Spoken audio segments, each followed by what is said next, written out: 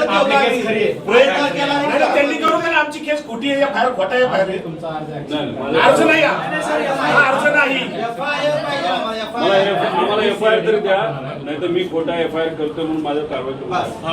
सरकारी कामात आड करायला म्हणून करा. चला आपण सीआयडीला भेटली त्यांच्या इन्व्हेस्टिगेशन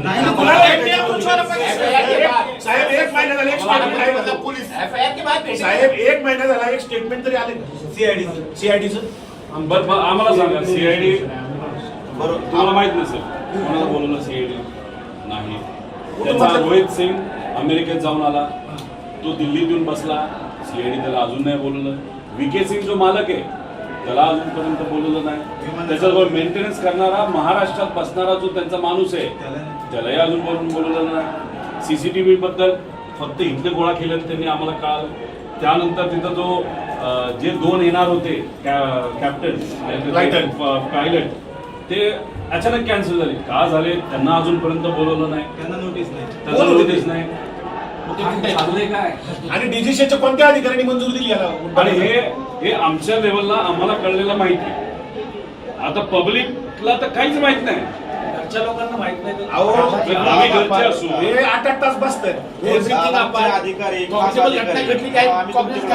गव्हर्नमेंट प्रेझेंटेशन दिल्लीत दाखवले, मुंबईत दाखवले, ते मोगम नाही साहेब.